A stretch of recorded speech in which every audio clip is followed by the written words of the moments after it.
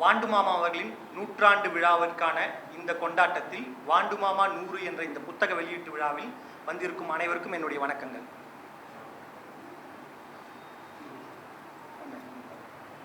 அவ்வளவுதான். வாண்டு மாமா யார்? இந்த கேள்வியை நான் மிகவும் முக்கியமான ஒரு கேள்வியாக பார்க்கிறேன். சிறுவயது முதலே எனக்கு லத்தீன் மொழியில் இருக்கும் வார்த்தைகள் மிகவும் பிடிக்கும். 1997 ஸ்போர்ட்ஸ் ஸ்டார் அட்டையில் குவோ வேடிஸ் அப்படி என்ற பெயரில் குவோ வேடிஸ் என்ற பெயரில் ஒரு கட்டுரை வந்திருந்தது சச்சின் டெண்டுல்கரை பற்றி. இன்டர்நெட் இல்லாத காலகட்டம். டிக்ஷனரியில் போய் நீங்கள் லத்தீன் வார்த்தைக்கு அர்த்தம் தர முடியாது. குவோ வேடிஸ் என்றால் என்ன என்பதை ஒரு நாள் முழுவதும் வியாழக்கிழமை மாலை வந்த அந்த ஸ்போர்ட்ஸ் ஸ்டாரில், வெள்ளிக்கிழமை பள்ளி விடுமுறை, சனி ஞாயிறு 4 நாட்கள் தேடி தேடி திங்கட்கிழமை என்று கண்டுபிடித்தேன். Where are you going? Quo Vadis. Sachin Tendulkar 1997 மிகவும் மோசமான ஒரு ஃபார்மில் சென்று கொண்டிருந்த போது, மிகவும் மோசமான ஒரு கேப்டன்சி சுழலில் சிக்கிக் கொண்டிருந்த போது வந்த கட்டுரையின் தலைப்பு Quo Vadis. India West Indies tour செல்லும் போது ஸ்போர்ட்ஸ் ஸ்டார் அட்டையில் வந்த கட்டுரை தலைப்பு அது. அதை போலதான் இந்த பேருரையை நான் லத்தீனில் இருக்கும் ஒரு கேள்வியுடன் ஆரம்பிக்கிறேன். Quiz S2 QUISESTU quiz S2 என்றால் who are you? நீ யார்? உண்மையில் இந்த கேள்வியை நான் வாண்டு மாமா அவர்களை பார்த்துதான் கேட்கிறேன். வாண்டு மாமா யார்? இப்போது நீங்கள் திரையில் சில காட்சிகளை பார்த்திருப்பீர்கள், 2 வீடியோக்களை பார்த்திருப்பீர்கள், சம்பந்தமே இல்லாத 10 புகைப்படங்களை பார்த்திருப்பீர்கள். இந்த உரைக்கும் அந்த வீடியோக்களுக்கும் அந்த புகைப்படங்களுக்கும் மிக மிக மிக மிக நெருங்கிய தொடர்பு ஒன்று இருக்கிறது. Quiz S2 who are you? வாண்டு மாமா உண்மையில் யார்? அவர் உண்மையில் ஒரு மனிதரே இல்லை. அவருடைய கடிகாரத்தில் 24 மணி நேரங்கள் இல்லை. அவருடைய கேலண்டரில் 7 நாட்கள் என்பது இல்லை. ஏன் நான் உங்களுக்கு சூப்பர்மேன் படத்தை காண்பித்தேன் என்றால், சூப்பர்மேன் எப்படி உருவாக்கப்பட்டார் என்பதே மிகவும் முக்கியமான ஒரு சூப்பர்மேன் எப்படி உருவாக்கப்பட்டார் என்பதே மிகவும் முக்கியமான ஒரு வரலாற்று நிகழ்வு. ஜெர்ரி சீகல் மற்றும் ஜோ சுஸ்டர் என்று 2 நண்பர்கள், பள்ளியிலிருந்து இருவரும் நண்பர்கள், அவர்கள் இருவரும் இணைந்து சூப்பர்மேன் என்ற ஒரு தொடரை ஆரம்பிக்கிறார்கள். நீங்கள் நினைப்பது போல் சூப்பர்மேன் ஆரம்பத்தில் ஒரு ஹீரோ அல்ல. தலையில் முடியில்லாமல் மொட்டை தலையுடன் இந்த உலகை ஆக்கிரமிக்க நினைக்கும் ஒரு சூப்பர் வில்லன் தான் சூப்பர்மேன். ஒரு மிகப்பெரிய வில்லன், இரண்டகன். அப்படிப்பட்ட ஒரு கேரக்டரை உருவாக்கி அதை காமிக்ஸ் வடிவில் ஏகப்பட்ட பத்திரிகைகளுக்கு எடுத்துக்கொண்டு சென்று முயற்சி செய்கிறார்கள். ஒவ்வொரு பத்திரிகையும் அந்த காமிக்ஸ் தொடரை ரிஜெக்ட் செய்து கொண்டே இருக்கிறார்கள். இந்த இடத்தில் ஜெர்ரி சீகலை பற்றி சொல்லியாக வேண்டும். லித்துவேனியா என்ற நாட்டில் இருந்து ஏதிலியராக, தமிழில் சொல்வதென்றால் அது சரியான வார்த்தை அல்ல, அதனால் ஏதிலியராக லித்துவேனியாவில் இருந்து அமெரிக்காவிற்கு குடிபெயர்ந்து அமெரிக்கா அயல் நாட்டவர்களை எப்படி நடத்தும் என்பதை கடந்த 100 ஆண்டுகளாக நாம் பார்த்து கொண்டிருக்கிறோம். அடக்குமுறை, ஏகாதிபத்தியம், இன பிரிவினைவாதம், இவை 3ம் தான் அமெரிக்காவின் உருவமாக நான் பார்க்கிறேன். ஆக லித்துவேனியாவில் இருந்து வந்த ஒரு ஏதிலியர் குடும்பம் அமெரிக்காவில் இருக்கும்போது அவர்களுக்கு இழைக்கப்பட்ட சமூக அநீதி, அதை பற்றி நாம் ஒரு நாள் முழுவதும் பேசலாம். ஜெர்ரி சீகலின் தந்தை அமெரிக்காவில் குடிபெயர்ந்து ஒரு துணிக்கடையை வைத்துக் கொண்டிருக்கிறார்.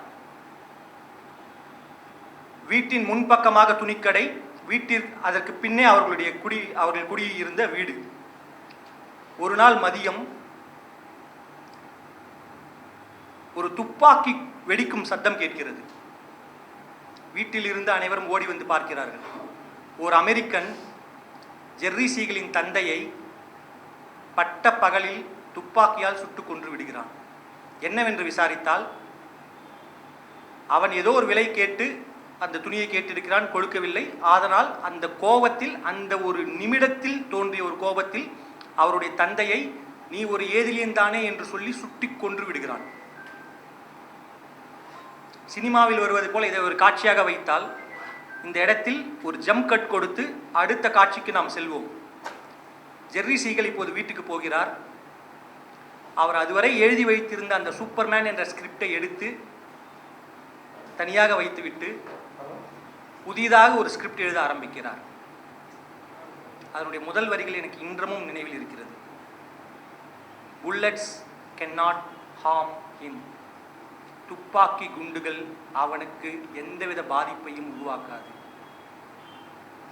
இப்போது சூப்பர்மேன் கதைக்கு வருவோம். சூப்பர்மேன் யார்? வேறு கிரகத்திலிருந்து பூமிக்கு வந்து பூமிக்காக அவ்வளவு பாடுபட்டும் அவனை ஒரு ஏதிலியராக தான் அவனை பார்க்கிறார்கள். ஒவ்வொரு படங்களிலும் நாம் பார்க்கின்றோம். அமெரிக்கா என்ற அந்த ஒரு சமூகம் சூப்பர்மேனை எப்போதுமே ஏற்றுக்கொள்ளாது. இப்போது நம்முடைய கட்டுரையின் ஆரம்பத்திற்கு வருவோம். Quiz S2. வாண்டு மாமா யார்? வாண்டு மாமா உண்மையில் ஒரு சூப்பர்மேன். இந்த தமிழ் சமூகத்திற்கு அவர் ஒரு சூப்பர்மேன். அவர் இருந்த காலகட்டத்தில் அவர் கமர்ஷியலாக மற்ற எழுத்தாளர்களைப் போல அவர் எழுதியிருந்தால் இன்னமும் மிகச் சிறப்பாக பொருளீட்டி இருக்க இயலும், இன்னமும் மிகச்சிறப்பாக பெயர் பெற்று இருக்க இயலும்.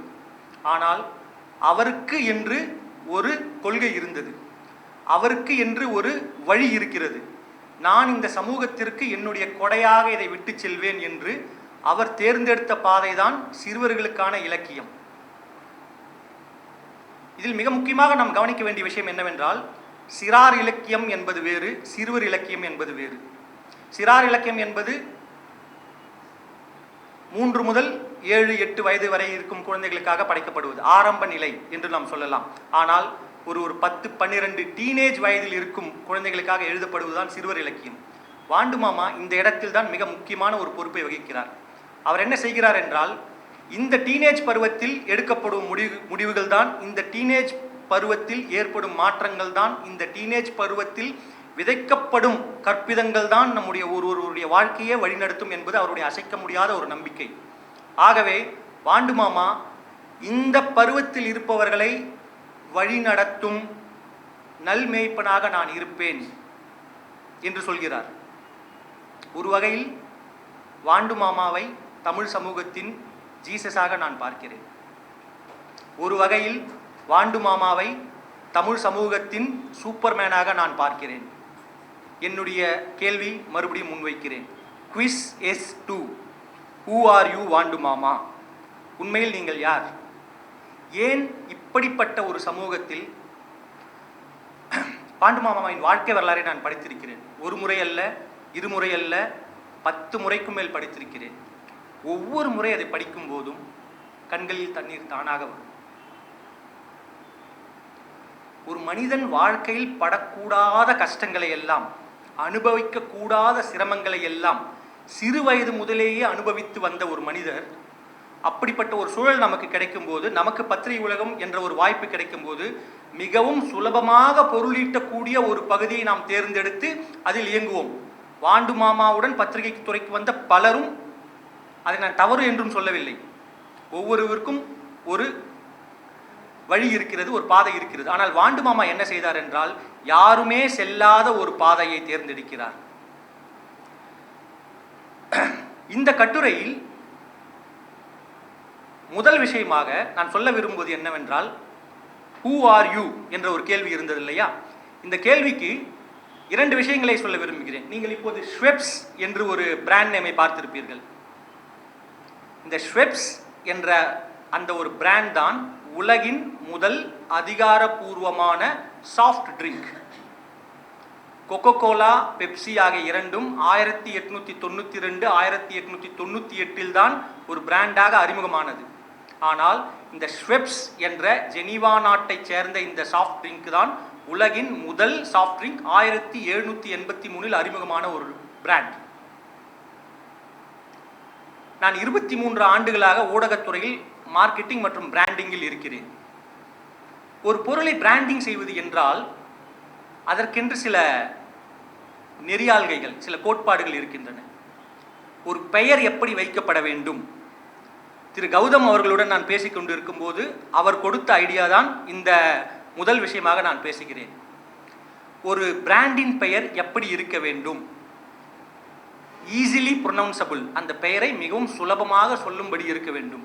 சோனி பை சிலபல், சோ நீ 2 சிலபல், மிகவும் அழகாக நீங்கள் அந்த பெயரை சொல்லிவிடலாம். கடைக்கு சென்று எனக்கு ஒரு சோனி டேப் ரெக்கார்டர் கொடுங்கள் என்று நீங்கள் கேட்கலாம், எனக்கு ஒரு சோனி டிவி கொடுங்கள் என்று நீங்கள் கேட்கலாம். மிக எளிதாக சொல்லக்கூடிய பெயர் சோனி. சோனிக்கு ஒரு எட்டிமாலஜி உண்டு. The very word Sony comes from sonus, Latin word. அது என்றால் சவுண்ட். சவுண்ட். சோனி ஆரம்ப காலத்தில் ஒரு டேப் ரெக்கார்டராக தான் முதலில் அறிமுகப்படுத்தப்பட்டது. அப்போது அந்த பெயரின், அந்த பிராண்ட் உங்களுக்கு மிக அழகாக அதனுடைய பயனை விவரிக்கிறது. ஆக ஒரு பெயர், ஒரு பிராண்டின் பெயர் அதனுடைய பயன்பாட்டையும் மிக எளிதாக உச்சரிக்கக்கூடிய வகையிலும் இருந்துவிட்டால் அந்த பிராண்ட் நிலைத்து நிற்கும்.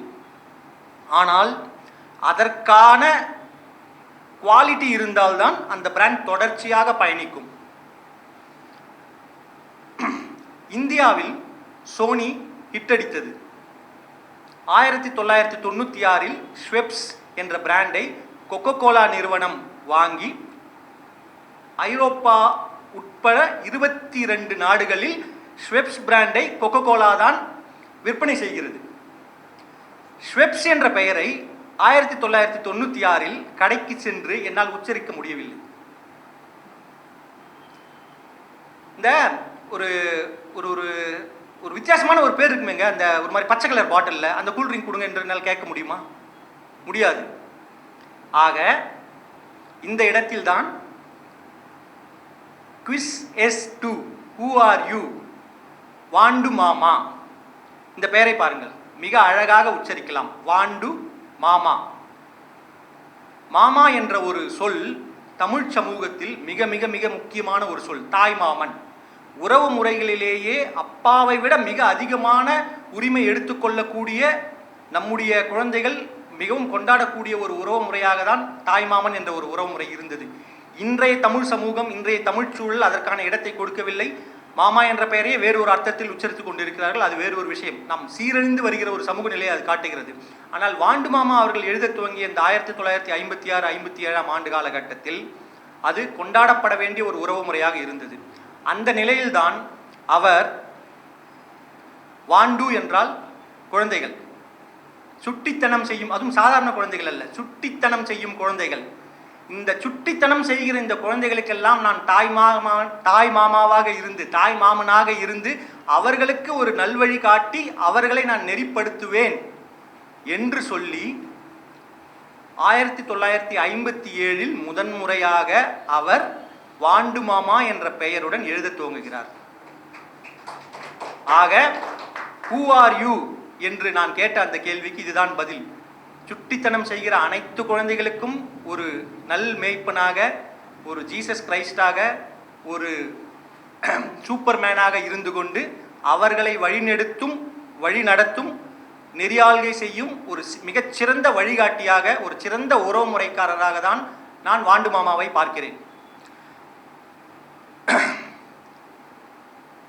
அடுத்து ஓரிரு படங்களை நாம் பார்த்திருப்போம். Marvel cinematic universe. Lokesh Kanagaraj என்று இப்போது ஒரு இயக்குனர், அவர் லோகேஷ் சினிமேட்டிக் யூனிவர்ஸ் என்று 2-3 படங்களில் இருக்கும் கேரக்டர்கள் எல்லாம் செய்து கொண்டு வருகிறார். மார்வல் சினிமேட்டிக் யூனிவர்ஸ் நாம் ஒத்துக்கொள்ளலாம், அது ஒரு 50 வருடங்களாக இருக்கிறது என்று சொல்லலாம். ஆனால் அதை திரைப்படங்களில் கொண்டு வர ஆரம்பித்தது கடந்த ஒரு 15 ஆண்டுகளாக தான். லோகேஷ் சினிமேட்டிக் யூனிவர்ஸ் கடந்த ஒரு 5 ஆண்டுகளாக தான் வந்தது. ஆனால் 1967லேயே வாண்டு மாமா அவர்கள் வாண்டு மாமா சினிமேட்டிக் யூனிவர்ஸ் என்று ஒன்றை ஆரம்பித்து விட்டார். ஆமாம், காமிக்ஸ் யூனிவர்ஸ். அப்போதைய காமிக்ஸ் தான் இப்போதைய சினிமா. அவருக்கு மட்டும் பொருளும் வாய்ப்புகளும் இருந்திருந்தால் அவர் ஆயிரக்கணக்கான படங்களை எடுத்திருந்திருப்பார். வாண்டு மாமா காமிக்ஸ் யூனிவர்ஸ் அல்லது வாண்டு மாமா சினிமேட்டிக் யூனிவர்ஸ் என்று ஒரு விஷயம். எப்படி? அது என்ன சினிமேட்டிக் யூனிவர்ஸ், அது என்ன காமிக்ஸ் யூனிவர்ஸ் என்ற கேள்வி வரலாம். 1967இல் அவர் என்ன செய்கிறார் என்றால், டயல் 100 என்று ஒரு காமிக்ஸ் கதையை கல்கியில் துவக்குகிறார். டிசம்பர் மாதம் முதலில் நாம் அந்த புகைப்படத்தை பார்த்திருப்போம், அதற்கான விளம்பரங்கள் வந்திருக்கும். முதலில் எந்த பெயருமே இல்லாமல் கௌசிகன் எழுதியும் புதிய படத் தொடர்கதை புத்தாண்டு பொங்கல் இதழில் ஆரம்பிக்கிறது என்று ஒரு விளம்பரம் வரும். அதற்கு பிறகு கௌசிகன் எழுதும் துப்பறியும் படத் தொடர்கதை பொங்கல் இதழில் ஆரம்பம். பிறகு மூன்றாவது விளம்பரத்தில் கௌசிகன் எழுதும் டயல் 100 துப்பறியும் படக்கதை பொங்கல் இதழில் ஆரம்பமாகிறது என்று இப்படி ஒரு பில்டப் கொடுத்து அதற்கான ஒரு மேடையை அமைத்து உருவாக்கி வெளியிடப்பட்ட கதை தான் டயல் 100 என்ற அந்த ஒரு படக்கதை. தமிழின் மிகச்சிறந்த இரண்டாவது ஓவியராகிய சித்திரக்கதை ஓவியராகிய சுப்பு ரமணி என்ற 2 பேர்களில் அவர் ஓவியம் வரைந்து கொண்டிருந்தார். சென்ற மாதம் 28ஆம் தேதி அவர் நம்மை விட்டு பிரிந்து விட்டார். அந்த ரமணி அவர்களின் ஓவியத்தில் வாண்டுமாமா அவர்களின் கைவண்ணத்தில் டயல் 100 டயல் 100 அவசர போலீஸ் 100 என்ற நம்பருக்கு அழைப்பது அந்த அர்த்தத்துடன் டயல் 100 என்ற இந்த ஒரு சித்திர தொடர்கதை துவங்குகிறது. இந்த கதையில் என்ன ஒரு முக்கியமான விஷயம் என்னவென்றால், இன்று மதியம் மேடையில் பேசிக்கொண்டிருந்த பலரும் என்ன சொன்னார்கள் என்றால், சிறுவர்களை என்கேஜ் செய்வது எப்படி, அவர்களை தொடர்ச்சியாக ஒரு விஷயத்தில் ஹோல்ட் செய்து வைப்பது எப்படி என்று சொல்லும்போது இன்டராக்டிவாக விஷயங்கள் இருந்தால் நன்றாக இருக்கும் என்று சொன்னார்கள். கௌதம் சார் அவருடைய உரையில் பேசும்போது, ஒரு புத்தகத்தை நான் படித்து கொண்டிருக்கிறேன், அந்த புத்தகத்தில் இருக்கும் ஒரு விஷயத்தை நான் செல்போனில் வைத்து QR கோடாக மாற்றி பார்க்கும்போது அதிலிருந்து ஒரு வீடியோ வந்து அதை பற்றி என்னிடம் பேச வேண்டும், அப்படி இருந்தால்தான் இன்டராக்டிவாக இருக்கும் என்று கூட மதியம் சொன்னார். பத்திரிகைகளில் 1967 இந்த மாதிரியான ஒரு இன்டராக்டிவ் விஷயத்தை நம்மால் செய்ய முடியுமா? முடியாது, வாய்ப்பே இல்லை. ஆனால் அதற்கான முயற்சியை எடுத்தார் வாண்டுமாமா. அந்த கதைகள் எப்படி இருக்கும் என்றால், 2 பக்கம் ஒரு சம்பவம், ஒரு குற்றம் நடக்கும். அந்த குற்றத்திற்கான யார் செய்தார்கள், எப்படி நடந்தது, என்ன வழியாக அந்த குற்றம் நடந்தது என்பது அந்த படங்களிலேயே இருக்கும். அந்த படக்கதையை பார்த்து படங்களை உற்று கவனித்து கூர்ந்து படித்து அதன் பிறகு அந்த குற்றத்தை யார் செய்தவர் என்பதை நாமே துப்பறியலாம். இப்படிப்பட்ட ஒரு தொடர்கதை தான் டயல் 100. இந்த கதையில் CID சிங்காரம் என்ற ஒரு அற்புதமான கேரக்டரை வாண்டுமாமா உருவாக்கினார்.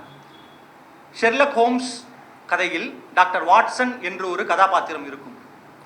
டாக்டர் வாட்சனின் மிக முக்கியமான ரோல், டாக்டர் வாட்சனின் மிக முக்கியமான பங்கு என்னவென்று பார்த்தால், ஷெர்லக் ஹோம்ஸ் உலகின் நம்பர் 1 புத்திசாலி. அவர் ஒரு குற்றத்தை அப்படி என்பது போல் கண்டுபிடித்து விடுவார். அவர் கண்டுபிடித்து ஒரு சம்பவம் நடந்திருக்கும், அவர் தாங்க கிரிமினல், அவர் அரெஸ்ட் பண்ணிடுங்க என்று சொல்லிவிட்டு ஷெர்லக் ஹோம்ஸ் சென்று விடுவார். போலீஸ் வந்து அவரை அரெஸ்ட் செய்து விடுவார்கள். ஆனால் அது எப்படி நடந்தது, ஏன் அவர் அந்த குற்றத்தை செய்தார், அதற்கான ஆதாரங்கள் என்ன இருக்கிறது, என்ன காரணத்தை கொண்டு அவரை அரெஸ்ட் செய்ய போவார்கள் என்று எதுவுமே படிப்பவர்களுக்கோ பார்ப்பவர்களுக்கோ தெரியாது. ஆக இதற்கான காரணத்தை விளக்குவதுதான் டாக்டர் வாட்சனின் கடமை. எக்ஸ்பிளைனர் என்று சொல்வார்கள். டாக்டர் வாட்சன் ஷெர்லக் ஹோம்ஸ் கதையில் வரும் எக்ஸ்பிளைனர். அதுபோல CID சிங்காரம் கதையில் பாலு என்ற ஒரு கேரக்டரை அவர் நுழைக்கிறார். இந்த பாலு என்பவர் யார் என்றால், வாண்டுமாமா அவர்களின் தவப்புதல்வன், இன்று நம்மிடம் இல்லை. காலம் சென்ற திரு பாலசுப்ரமணியம் அவர்கள்தான் பாலு. அவர்தான் பிறகு பலே பாலு என்று கேரக்டராக உருவெடுத்தார்.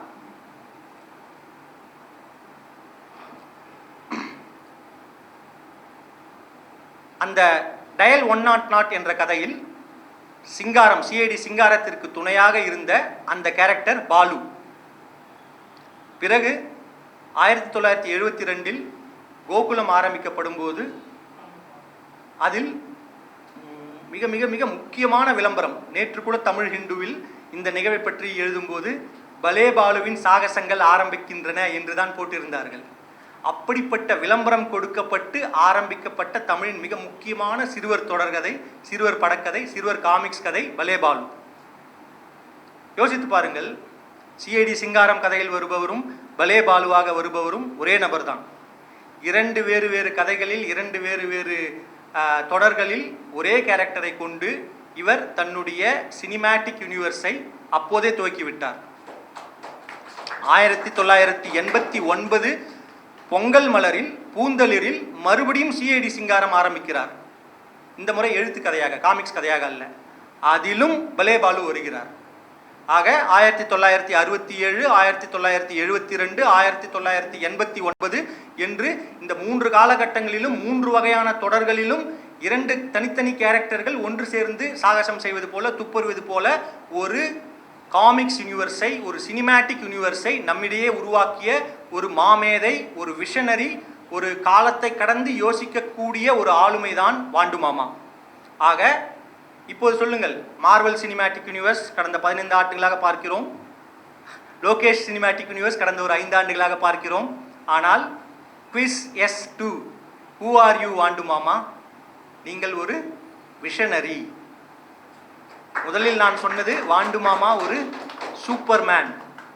இரண்டாவதாக நான் சொல்கிறேன், வாண்டு மாமா ஒரு விஷனரி. 50 ஆண்டுகளுக்கு முன்பாக 1972, 53 ஆண்டுகள், 53 ஆண்டுகளுக்கு முன்பே அவர் தன்னுடைய சினிமேட்டிக் காமிக்ஸ் யூனிவர்ஸை உருவாக்கிவிட்டார். அது ஒரு விஷயம். பரோட்டா சூரி வெண்ணிலா கபடி குழு படத்தில் ஒரு காமெடியை நீங்கள் பார்த்திருப்பீர்கள். அதற்கான ஒரு ஒரு ஃப்ரேமை நான் இப்போது திரையில் வைத்திருந்தேன். இதற்கும் வாண்டு மாமாவிற்கும் என்ன சம்பந்தம்? என்ன சம்பந்தம்? வெண்ணிலா கபடி குழு படம் 2008, 10 வந்திருக்கும். ஒரு 16 ஆண்டுகளுக்கு முன்பு வந்திருந்த ஒரு படம். இதற்கும் வாண்டு மாமா அவர்களுக்கும் என்ன சம்பந்தம்? சரி, வெண்ணிலா கபடி குழு படத்தின் அந்த பரோட்டா காமெடிக்கு வருவோம். அது என்ன பரோட்டா காமெடி? ஒரு கடையில் சூரி சென்று பரோட்டா சாப்பிடுவார். 50 பரோட்டா சாப்பிட்டால் காசு கொடுக்க தேவையில்லை, அது போன்ற ஒரு போட்டி இருக்கும்.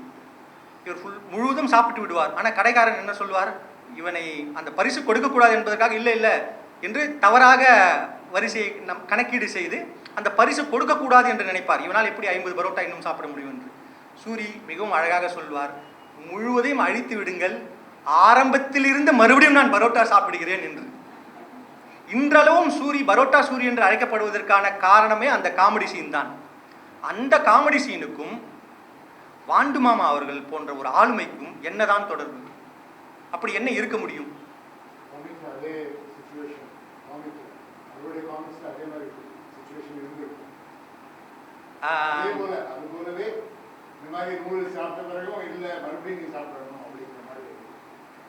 வருகிறேன் சார், பதிலுக்கு வருகிறேன். 1967, 68 என்று நினைக்கிறேன், கல்கியில்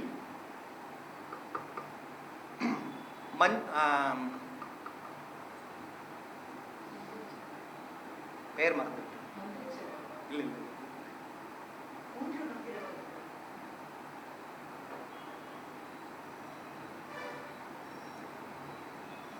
பேர் இப்படி மறந்துருச்சு. Exactly, okay. சந்திரனே சாட்சி என்று ஒரு காமிக்ஸ் கதை ஆரம்பிக்கிறது. ஒரு மிகப்பெரிய செல்வந்தர் அவருடைய மகளை தேடி வருகிறார். ஒரு சேகர் என்ற ஒரு வக்கீலிடம் வருகிறார். அவர் குடும்பத்தில் நடக்கும் பிரச்சனைகள், அவருடைய பெண்ணை தேடி செல்லும் ஒரு பயணம் என்று மிகவும் சுவையாக நடக்கும் ஒரு சமூக நாவல் தான், ஒரு சமூக காமிக்ஸ் தொடர்கதை தான் சந்திரனே சாட்சி. மிகவும் உருக வைக்கும் ஒரு கதை. இந்த கதை காமிக்ஸ் தொடர்கதையாக கல்கியில் வாரம் வெளிவந்து மிக பரவலான ஒரு வரவேற்பை பெற்றது. ஏற்கனவே நான் சொன்னது போல வாண்டு மாமா என்ற ஒரு எழுத்தாளர் அவருக்கான வாழ்க்கையில், அவருக்கான இந்த பத்திரிகை உலக வாழ்க்கையில், அவருக்கான இந்த எழுத்துலக வாழ்க்கையில் என்றுமே ஒரு சேஃபான இடத்தில் இருந்ததில்லை. எந்த ஒரு வேலையிலுமே அவருக்கான எதிரிகள் ஏகப்பட்ட பேர் இருந்தார்கள். அது எப்படி ஒரு ஆளுமைக்கு, ஒரு திறமைசாலிக்கு எதிரிகள் இருக்க முடியும் என்றால், 10 பேர் இருக்கும் ஒரு இடத்தில் ஒருவர் மட்டும் 2 மடங்கு வேலை செய்து கொண்டிருந்தால் அந்த மாக்கி மீதம் இருக்கும் 9 பேருக்கும் ஒரு இன்செக்யூரிட்டி ஏற்படும். அந்த இன்செக்யூரிட்டியின் காரணமாக நிர்வாகத்திலும் அந்த அலுவலகத்திலும் ஒரு அரசியல் உருவாகும். அப்படிப்பட்ட பல அரசியல்களில் சிக்கி தன்னுடைய இன்னோசென்ஸ் காரணமாக, தன்னுடைய நேர்மை காரணமாக பல நிறுவனங்களில் வேலையை விட்டு வெளியே வந்து பல முறை சிரமப்பட்டு அப்படிப்பட்ட ஒரு வாழ்க்கை வாழ்ந்தவர் தான் வாண்டு மாமா. 1900 எண்பதுகளின் ஆரம்பத்தில் கல்கி குழுமத்தில் ஒரு ஸ்ட்ரைக் நடைபெறுகிறது. அந்த டைமில் கல்கி நிறுவனம் தற்காலிகமாக நிறுத்தப்படுகிறது, கோகுலமும் நிறுத்தப்படுகிறது. ஆகவே வாண்டுமாமா அவர்கள் அங்கிருந்து வேறொரு இடத்திற்கு வேலைக்கு தேடி சென்று இந்தியன் எக்ஸ்பிரஸ் தினமணி கதிரில் வேலைக்கு சேர்கிறார். மிக குறைவான ஒரு ஊதியம், ஆனால் அவருடைய குடும்பத்தை அவர் நடத்த வேண்டும். 4 முத்தான பெண் குழந்தைகள், ஓர் மகன். இவர்கள் அனைவரையும் அவர் தன்னுடைய சொற்ப சம்பளத்தில் வழிநடத்தி செல்ல வேண்டும். ஆனால் வாண்டுமாமாவிற்கான ரசிகர்கள் கடல் கடந்து உலகமெங்கும் இருக்கிறார்கள். அப்படிப்பட்ட ஒரு ரசிகர் மலேசியாவில் இருந்து வந்து அங்கிருந்த ஒரு பத்திரிகையில் எங்களுக்கு ஒரு தொடர் எழுதி கொடுங்கள் என்று கேட்கிறார்கள். ஒவ்வொரு நிறுவனத்திற்கும் ஒரு ரூல்ஸ் ரெகுலேஷன்ஸ் இருக்கும். அதுபோல இந்தியன் எக்ஸ்பிரஸ் தினமணி கதிர் நிறுவனத்தில் இருந்த மிக முக்கியமான ரூல் என்னவென்றால், நீங்கள் இந்த நிறுவனத்தில் வேலை செய்து கொண்டிருக்கும் போது வேறு எந்த நிறுவனத்திற்கும் இந்தியாவில் இருக்கும் மிக முக்கியமான வார்த்தைகள், இந்தியாவில் இருக்கும் வேறு எந்த ஒரு நிறுவனத்திற்கும் நீங்கள் வேறு எந்த விதமான எழுத்து பணிகளையோ செய்யக்கூடாது என்றுதான். இதில் 2 விஷயங்களை பார்க்க வேண்டும். வாண்டுமாமா இந்தியாவில் இருக்கும் எந்த ஒரு பத்திரிகைக்கும் எழுதவில்லை. அவர் புதிதாக எதையும் எழுதவில்லை. ஏற்கனவே அவர் எழுதிய சந்திரனே சாட்சி என்ற ஒரு கதையை, காமிக்ஸ் கதையை எழுத்து கதையாக அப்படியே மாற்றிக்கொள்ளுங்கள் என்று மலேசியாவில் இருக்கும் அந்த தினசரி பத்திரிகைக்கு சொல்லி, அவர்களும் அதை எழுத்து கதையாக மாற்றி மஞ்சு என்னை மன்னித்துவிடு என்ற பெயரில் அது தொடர்கதையாக அங்கே வருகிறது. நீங்கள் நம்ப மாட்டீர்கள், அங்கு தொடர்கதையாக வரும்போது கொண்டாடப்பட்ட ஒரு கதை. ஏனென்றால் வாண்டுமாமா எழுதும் கதை 3 வருடங்களில் காணாமல் போய்விடும், 10 வருடங்களில் காணாமல் போய்விடும், 20 வருடங்களில் காணாமல் போய்விடும். ஒரு சப்ஜெக்டை அவர் தொடுவதே இல்லை. அவர் தொடும் ஒவ்வொன்றும், சினிமாவில் ஒரு டயலாக் வந்திருக்கும், 10 ரவுடிகளை அடித்து விட்டு நான் டான் ஆகவில்லை, நான் அடித்த 10 பேருமே டான் என்று. அதுபோல 10 கதைகளை எழுதிவிட்டு அவர் ஒரு ஆளுமையாக மாறவில்லை. அவர் எழுதிய 193 கதைகளுமே சூப்பர் ஹிட் கதைகள் தான். ஒவ்வொன்றும் வைரங்கள், ஒவ்வொன்றும் ரத்தினங்கள். ஆக அவர் ஒரு கதையை எழுதியிருந்தால் எப்படி இருக்கும், எப்படிப்பட்ட ஒரு இம்பாக்டை அது கொடுக்கும். அப்படி அவர் கொடுத்த இம்பாக்ட் தான் மஞ்சு என்னை மன்னித்துவிடு என்று மலேசியாவில் வந்த அந்த தொடர்கதை. வழக்கம் போல மிக மிக மிக சிறிய அளவிலான ஒரு பண உதவி தான் அவருக்கு மலேசியாவில் இருந்து கிடைத்தது. ஆனால் அவருடைய சக ஊழியர்கள் இவருக்கு எதிராக இதை ஒரு விஷயமாக வைத்துக்கொண்டு அங்கு ஒரு அரசியல் செய்து மறுபடியும் அவர் தினமணி கதிரை விட்டு வெளியேறுகிறார். சினிமாவில் சொல்வதை போல இந்த இடத்தில் ஒரு கட் செய்வோம். 1967 சந்திரனே சாட்சி, 1982 மஞ்சு என்னை மன்னித்து விடு. கட் செய்துவிட்டு இப்போது மறுபடியும் 1989 வருவோம். இப்போது வாண்டுமாமா அவர்கள் அஃபிஷியலாக ரிட்டையர் ஆகிவிட்டார். பூந்தளிரில் ஒர்க் செய்து கொண்டிருக்கிறார். பூந்தளிரும் அப்போது 89 ஒரு தொழிலாளர் ஸ்ட்ரைக் காரணமாக நிறுத்தப்படுகிறது. அப்போது வானதி திருநாவுக்கரசு அவர்கள், இப்போது அவர் நம்மிடையே இல்லை, 2016 அவர் நம்மை விட்டு பிரிந்து சென்று விட்டார். அவர் வாண்டுமாமா அவர்களின் மிகப்பெரிய ஆதரவாளர், மிகப்பெரிய ரசிகர் என்றே நாம் சொல்லலாம். அந்த வானதி திருநாவுக்கரசு அவர்கள், நீங்கள் உங்களுடைய கதைகளை எல்லாம் எங்களிடம் கொடுங்கள், நாங்கள் உங்களுக்கு சிறிது பொருளுதவி செய்கிறோம் என்று சொல்ல, அவர் அப்படி கொடுத்த கதைதான் மஞ்சு என்னை மன்னித்துவிடு என்ற கதையை மறுபடியும் பெயர் மாற்றம், வெறும் பெயர் மட்டும் மாற்றம் செய்து சந்திரனே சாட்சி என்று பெயர் வைத்து பதிப்பக கதையாக வருகிறது. இப்போது ரீபூட் என்றால் என்னவென்று பேசுவோம். நண்பர் யோகிருஷ்ணா லக்கி லூக் என்ற பெயரில் இணையத்தில் எழுதி வருகிறார். நண்பர் யோகிருஷ்ணா பத்திரிகையாளர், எழுத்தாளர். அவர் இதை பற்றி மிகவும் வேடிக்கையாக, மிகவும் எளிமையாக என்னிடம் சொன்னார். ரீபூட் என்றால் ஒன்றுமே இல்லை, பரோட்டா சூரியின் காமெடி தான் ரீபூட். எல்லாவற்றையும் அழித்துவிட்டு முதலில் இருந்து ஆரம்பிப்பது. பேட்மேன் படங்கள் 80களிலிருந்தே வந்து கொண்டிருந்தன. நோலன் என்ன செய்தார்? 2000 மத்தியில் எல்லா கோடுகளையும் அழித்துவிட்டு பேட்மேன் பிகின்ஸ் என்று மறுபடியும் புதிதாக பேட்மேன் கதையை துவக்கினார். அதேதான் சூப்பர்மேனுக்கும் நடந்தது. அதேதான் ஒவ்வொரு சூப்பர் ஹீரோவுக்கும் ஒவ்வொரு 5 ஆண்டுகளுக்கு ஒரு முறையும் காமிக்ஸ் வடிவத்தில் அந்த கதையை ரீபூட் செய்வார்கள். ஆரிஜின் ஸ்டோரி, பேட்மேன் எப்படி உருவான என்றால் காமிக்ஸை பொறுத்தவரை 5 ஆண்டுகளுக்கு ஒரு முறை அந்த ரீடர்ஷிப் சைக்கிள் மாறும். அதனால் 5 ஆண்டுகளுக்கு ஒரு முறை பேட்மேன் கதையை மறுபடியும் முதலில் சொல்வார்கள், வேறு ஒரு கதாசிரியர், வேறு ஒரு எழுத்தாளரை வைத்துக்கொண்டு. சூப்பர்மேன் கதையை 5 ஆண்டுகளுக்கு ஒரு முறை மறுபடியும் ஆரிஜின் ஸ்டோரி என்று சொல்வார்கள். இப்படி நடப்பதுதான் ரீபூட், அதாவது சூரி காமெடி. எல்லாவற்றையும் அழித்துவிட்டு முதலில் இருந்து ஆரம்பிப்பது. வாண்டு மாமாவிற்கு வருவோம். அவர் என்ன செய்தார்? படக்கதையாக ஒன்றை உருவாக்கினார், அதை அழித்து விட்டார். அதை ஒரு எழுத்துக்கதையாக மாற்றினார், அதையும் அழித்து விட்டார். இரண்டையும் ஒன்றாக சேர்த்து மஞ்சு என்னை மன்னித்துவிடு என்று ஒரு பதிப்பக கதையாக கொண்டு வருகிறார். இதுதானே ரீபூட், இதுதானே புதுமை.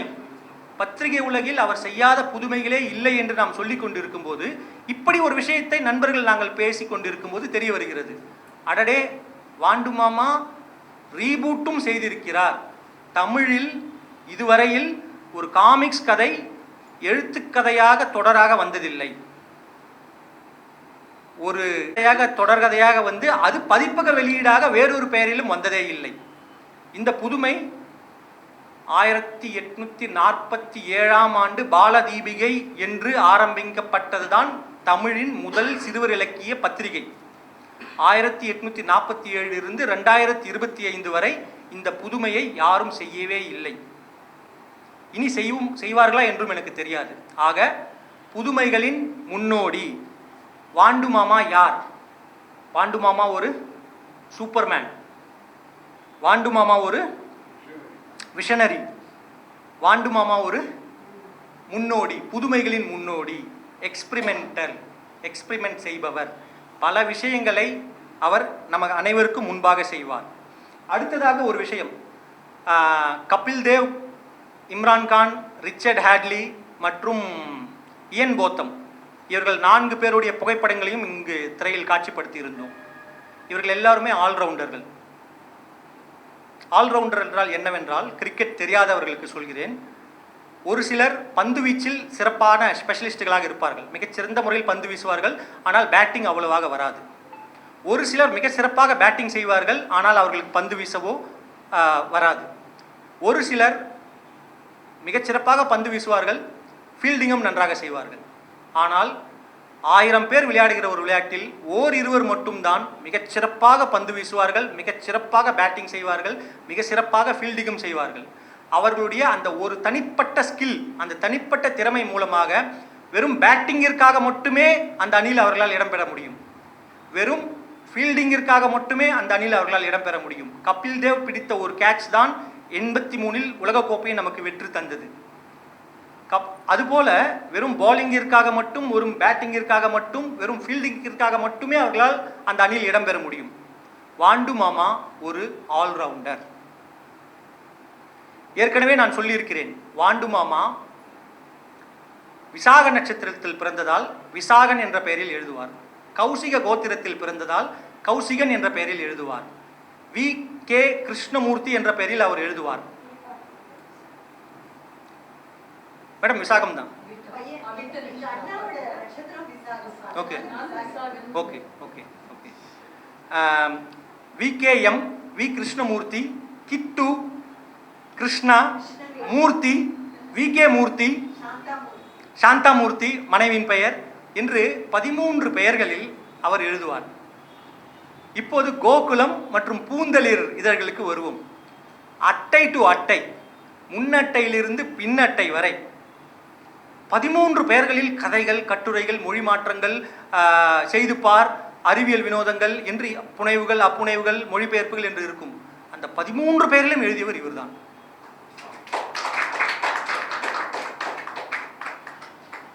பல இதழ்களில் நான் பார்த்திருக்கிறேன். காலையில் அவருடன் பணியாற்றிய சில ஓவியர்கள் இங்கே வந்திருந்தார்கள். அவருடன் பணிபுரிந்த தமிழ் மகன் சார் வந்திருந்தார். இவர்கள் அனைவருமே சொல்லக்கூடிய விஷயம் என்னவென்றால், வாண்டு மாமா ஒரு ஒன்-மேன் ஆர்மி. 1984இல் பூம்பட்டா நிறுவனம் பூந்தளிர் என்ற இதழை நடத்தியது. அந்த பூந்தளிர் இதழுக்கான தமிழ்நாட்டின் ஏஜென்ட்டாக இருந்தவர் ஹரிராமன் என்பவர். அந்த ஹரிராமன் 1989இல் கேரளாவில் நடைபெற்ற ஒரு ஸ்ட்ரைக் மூலமாகவும், அங்கே இருந்த திரு பாய் அவர்கள் மரணமடைந்து அவருடைய மகன் அஜய் பாய்க்கு இந்த நிறுவனத்தை நடத்துவதற்கு விருப்பம் இல்லாததால் இவர்கள் சென்று அந்த பூந்தளிருக்கான உரிமையை வாங்கி, வாண்டுமாமா அவர்கள் சொன்னதின் பேரில் ஹரிராமன் சென்று அந்த பூந்தளிருக்கான உரிமையை வாங்கி தமிழில் பூந்தளிரை மறுபடியும் 1990 ஆரம்பிக்கிறார்கள். அப்படி ஆரம்பித்த போது அதே பத்திரிகை அலுவலகத்தில், ஹரிராமன் அவர்களுடைய பத்திரிகை அலுவலகத்தில் நம்பர் 6 வெஸ்ட் கூவம் தெரு, சிந்தாதிரிப்பேட்டை என்ற அந்த முகவரியில் இருக்கும் அந்த பத்திரிகை அலுவலகத்தில் போலீஸ் செய்தி என்று ஒரு அரசியல் புலனாய்வு இதழ் நடைபெற்று கொண்டிருந்தது. மின்மினி என்று ஒரு பல்சுவை இதழ் அங்கே இருந்தது. இரண்டுமே வார இதழ்கள். நாவல் சுஜாதா, நாவல் சத்யா என்று 2 மாத இதழ்கள். அப்போதெல்லாம் கிரைம் நாவல்கள் மிகவும் சிறப்பாக விற்பனை செய்து கொண்டிருந்த காலகட்டம் அது. ஆக 2 மாத நாவல்கள் அங்கே இருந்து கொண்டிருந்தன. பிறகு பூந்தளிர் என்று ஒரு வாரம் இருமுறை இதழ் இருந்தது. நாவல் சுஜாதா, நாவல் சத்யாவிற்கு லேஅவுட் ஆர்டிஸ்ட் எல்லாமே கம்பெனி ஆட்கள் தான், அதனால் பெரிய வேலை எதுவும் இருக்காது. ஆனால் போலீஸ் செய்தி நிறுவனத்திற்கு மட்டும், அந்த ஒரு வார இதழுக்கு மட்டும் 10க்கும் மேற்பட்டவர்கள் வேலை செய்து கொண்டிருந்தார்கள். 10க்கும் மேற்பட்டவர்கள். இங்கு தனியாக ஒரு அறை இருக்கும், பூந்தளிர் என்று போர்டு வைக்கப்பட்டிருக்கும். அந்த பூந்தளிரை ஒரே ஒருவர் தான் இருப்பார். ப்ரூஃப் ரீடர் கிடையாது, சப் எடிட்டர் கிடையாது, உதவியாளர்கள் யாருமே கிடையாது. ஒரே ஒருவர். அவரை பற்றி மிக அழகாக விவரிப்பார்கள். வெள்ளை கலர் வேட்டி, சந்தன கலர் ஜிப்பா, ஒரு சூட்கேஸ் போன்ற ஒரு பெட்டி. அவர் நடப்பது மின்னலை போல இருக்கும். படிக்கட்டில் அவர் ஏறி வரும் வேகத்தை நீங்கள் காலையில் நடைபெற்ற ஒரு நிகழ்வில் கேட்டிருக்க வேண்டும். மின்னல் போல படிக்கட்டில் ஏறி வருவார். அந்த படிக்கட்டில் ஏறுவதற்கு நிறைய பேர் கைப்பிடியை பிடித்து கொண்டுதான் ஏறி வருவார்களாம். எந்த கைப்பிடியும் பிடிக்காமல் சட சட சட சடவென்று ஏறி வருவார். எங்கேயும் திரும்பி பார்க்க மாட்டார். நேராக அவர் அறைக்கு செல்வார். அவரது பெட்டியை திறப்பார். அந்த பெட்டியை திறந்தால் அதில் ஒரு டு-டூ லிஸ்ட், செக்லிஸ்ட் ஒன்று ஒட்டப்பட்டிருக்கும். இன்று நான் எதையெல்லாம் செய்ய வேண்டும் என்று. அந்த பத்திரிகை நிறுவனத்தில் வேலை பார்த்த மற்ற அனைவருமே இவரை கவனிக்கிறார்கள். என்ன இவர் தனிப்பட்ட ஆளாக இருக்கிறார், இவர் இப்படி ஒரு பத்திரிகை, அதுவும் மாதம் 2 முறை வரக்கூடிய 82 பக்கங்கள் கொண்ட ஒரு பத்திரிகையை, சிறுவர் பத்திரிகை, எப்படி ஒரு தனியாளாக செய்வார் என்று. இவர் காலையில் வருவார், சுறுசுறுப்பாக அறைக்குள் செல்வார். அவருக்கான உணவே 2 வாழைப்பழங்கள் தான். அதையும் அவர் எப்போது சாப்பிடுவார் என்று யாருமே அங்கு வேலை செய்த யாருமே பார்த்தது கிடையாது. அந்த செக்லிஸ்டில் இதெல்லாம் நான் இன்று செய்ய வேண்டியிருக்கும் எழுதப்பட்டிருக்கும். அந்த செக்லிஸ்ட் ஒவ்வொரு நாளும் மாறும். ஒவ்வொரு நாளும் அந்த செக்லிஸ்டில் மாறி இருக்கும். இன்று பின்னட்டை முடிக்க வேண்டும், இன்று முதல் 16 பக்க ஃபார்மை கம்ப்ளீட் செய்தாக வேண்டும், இன்று இந்த ஓவியங்களை ஒரிஜினல் டிராஃப்டை பெற்றாக வேண்டும் என்று ஒவ்வொரு விஷயத்திற்கும் ஒரு செக்லிஸ்ட் செய்து கொண்டு அவரை போன்ற ஒரு பெர்ஃபெக்ஷனிஸ்டை, அவரை போன்ற ஒரு திறமைசாலியை இந்த உலகம், பத்திரிகை உலகம் இதுவரையில் பார்த்ததில்லை, இனிமேலும் பார்க்காது. அவருடைய வாழ்நாளில் 65 ஆண்டுகளுக்கு மேலாக அவர் பணியாற்றி இருக்கிறார். எவ்வளவு? 65 ஆண்டுகள். ஒரே ஒரு முறை கூட அவருடன் பணியாற்ற ஏகப்பட்ட பேர்களிடம் நான் பேசிவிட்டேன். அவர் பணியாற்றிய ஏகப்பட்ட நிறுவனங்களிடம் நான் பேசியிருக்கிறேன். ஒரே ஒரு முறை கூட, ஒரு நிமிடம் கூட அவருடைய இதழ் லேட் ஆனதே கிடையாது. சொல்ல போனால் வெள்ளிக்கிழமை டெட்லைன் என்று சொன்னால் புதன்கிழமை கொடுப்பார். 2 நாட்களுக்கு முன்னதாக, டெட்லைனுக்கு 2 நாட்களுக்கு முன்னதாக அந்த பத்திரிகை வேலையை கம்ப்ளீட் செய்து ப்ரூஃப் ரீடிங் செய்து அவரே மறந்துவிட்டேன், is a one man army. அவருக்கு உதவியாளர்கள் கிடையாது, சப் எடிட்டர்கள் கிடையாது, துணை எடிட்டர்கள் யாருமே கிடையாது. தனியாளாக அந்த டெட்லைனை 2 நாட்களுக்கு முன்பே முடித்து கொடுக்கக்கூடிய ஒரு பெர்ஃபெக்ஷனிஸ்ட். அதுதான் வாண்டுமாமா. இந்த சமகாலத்தில் இருக்கும் ஒவ்வொரு பத்திரிகையாளர்களும், ஒவ்வொரு எழுத்தாளர்களும் வாண்டுமாமாவிடமிருந்து எதை கற்றுக்கொள்கிறார்களோ இல்லையோ, அவர்கள் கற்றுக்கொள்ள வேண்டிய மிக முக்கியமான ஒரு விஷயம் என்னவென்றால் அவருடைய அந்த நேரம் தவறாமை. என்னுடைய நண்பர் மற்றும் குரு ஆகிய திரு கௌதம் அவர்கள் என்னிடம் ஒரு விஷயத்தை முன்பு சொல்லியிருக்கிறார். ட்ரெயின் லேட்டாக வரலாம், பஸ் அரை மணி நேரம் லேட்டாக வரலாம். வியாழக்கிழமை கடைகளில் வர வேண்டிய ஆனந்த விகடன் வெள்ளிக்கிழமை வந்தால் எப்படி இருக்கும்? வரக்கூடாது. அந்த பத்திரிகையின் மரியாதை கெட்டுவிடும், அந்த பத்திரிகையின் கிரெடிபிலிட்டி கெட்டுவிடும். ஆக இப்போதும் நான் பார்க்கிறேன், இரவு 3 மணி 4 மணிக்கெல்லாம் உட்கார்ந்து வேலை செய்து கொண்டிருக்கிறார்கள் பத்திரிகை அலுவலகங்களில். டெட்லைன் 11 மணிக்கு முடிந்துவிடும். நாளை காலையில் தினசரி அச்சிடப்பட வேண்டும். டெட்லைன் 11 மணிக்கு முடிந்தாக வேண்டும். ஆனால் விடிகாலையிலும் வேலை செய்து கொண்டு அப்படிதான் இருக்கிறார்கள். இவர்கள் அனைவருமே ஒரே ஒரு முறை வாண்டு மாமா அவர்களின் வாழ்க்கையை படித்தால் ஒவ்வொரு பத்திரிகையும், ஒவ்வொரு ஊடகமும், ஒவ்வொரு மீடியாவும் ஆன் டைம் டெலிவரி என்ற ஒரு விஷயத்தை கற்றுக்கொள்வார்கள். அந்த வகையில் வாண்டு மாமாவுக்கு மிகப்பெரிய ஒரு கைத்தட்டலை நாம் கொடுத்தாக வேண்டும். யோசித்து பாருங்கள், 65 ஆண்டுகள், 193 புத்தகங்கள், ஆயிரக்கணக்கான கட்டுரைகள், ஆயிரக்கணக்கான மொழிபெயர்ப்புகள். நான் சொன்ன அந்த 193 புத்தகங்களில் அவர் மொழிபெயர்த்த 116 பார்வதி அமர் சித்திர கதைகள் இல்லை, அது கணக்கில் வராது, ஏன்னா மொழிபெயர்ப்புகள். 22 பைகோ கிளாசிக்ஸ், அது கணக்கில் வராது. பூந்தளிருக்காக அவர் மொழிபெயர்த்த ஆயிரக்கணக்கான காமிக்ஸ் சிறுகதைகள். இன்று காலை நாம் பேசிக் கொண்டிருந்தோம். காக்கை காளி, கபீஷ், வேட்டைக்கார வேம்பு போன்ற கதைகள் எல்லாம் அவர்தான் மொழிபெயர்த்தார். இது எங்குமே இவையெல்லாம் கணக்கிலே வரவில்லை. 2021 லாக்டவுன் நடந்து கொண்டிருந்த போது என்னிடம் இருந்த எல்லா பூந்தளிர் இதழ்களையும் எடுத்து வைத்து கணக்கு போடுவோம் என்று ஆரம்பித்தேன். 2 நாட்களில் டயர்டாகிவிட்டேன். எண்ணி மாள முடியவில்லை. ஒரு எக்ஸல் ஷீட் போட்டுக்கொண்டு காக்கை காளி, இந்த இதழ் ஒரு கதை, இந்த இதழ் ஒரு கதை, அப்படி போட்டுக்கொண்டே வருகிறேன். வேட்டைக்கார வேம்பு என்று போட்டுக்கொண்டு வருகிறேன். 2 நாட்களில் டைப் செய்து செய்து கைவலிக்கிறது. 2 நாட்கள் முழுவதுமாக வீட்டில் உட்கார்ந்து கொண்டு செய்கிறேன். 1 வருட இதழ்களையும் என்னால் கம்ப்ளீட் செய்ய முடியும். ஏனென்றால் ஏற்கனவே நான் சொன்னது போல 13 பெயர்களில் எழுதியிருக்கிறார். இதில் நிறைய இடங்களில் அவருக்கான கிரெடிட்டை அவரே கொடுத்துக் கொள்ள மாட்டார். காக்கை காளியை யார் மொழிபெயர்த்தார் என்று இதுவரைக்கும் எந்த பத்திரிகையிலும் வந்ததில்லை. அவருடைய பெயர் வராது, கிரெடிட் நோட்டில் அவருடைய பெயர் இருக்காது. ஆனால் அவர் தான் அதை செய்தார். ஏனால் ஏற்கனவே சொன்னது போல இஸ் ஒன் மேன் ஆர்மி. ஆக நீங்கள் யோசித்து பாருங்கள், 193 புத்தகங்கள், 200க்கும் மேற்பட்ட டிரான்ஸ்லேஷன் வேலைகள், 1000த்திற்கும் மேற்பட்ட கட்டுரைகள், 1000த்திற்கும் மேற்பட்ட டிரான்ஸ்லேஷன் மொழிபெயர்ப்பு செய்யப்பட்ட காமிக் சிறுகதைகள், 65 ஆண்டு கால எழுத்துப்பணி, ஒரே ஒரு முறை கூட நேரம் தவறியது இல்லை. இந்த ஒரு விஷயத்திற்காக மட்டுமே அவரை நாம் கொண்டாட வேண்டும். ஏனென்றால் நானும் ஒரு சில கட்டுரைகளை எழுதியிருக்கிறேன். என்னுடைய எடிட்டர்கள் அங்கே என்னுடைய நண்பர் வேதா இருக்கிறார், என்னுடைய பப்ளிஷர் இங்கே இருக்கிறார். ஜீவகரிகாலன் என்னிடம் சொன்னார், வாண்டு மாமா அவர்களுக்கு நாம் ஒரு புத்தகம் கொண்டு வருவோம் என்று. இந்த ஐடியாவை என்னிடம் கொடுத்தது வள்ளியப்பன் என்று தமிழ் ஹிந்து நிறுவனத்தில் நானும் அவரும் விவாதித்துக் கொண்டிருந்தோம். வாண்டு மாமா அவர்களது 100ஆண்டு வருகிறதே, நாம் என்ன செய்யலாம் என்று. சரி, அவருக்காக ஒரு நிகழ்ச்சியை செய்வோம் என்று ஆரம்பித்தோம். சரி, நிகழ்ச்சி செய்வதென்றால் எப்படி?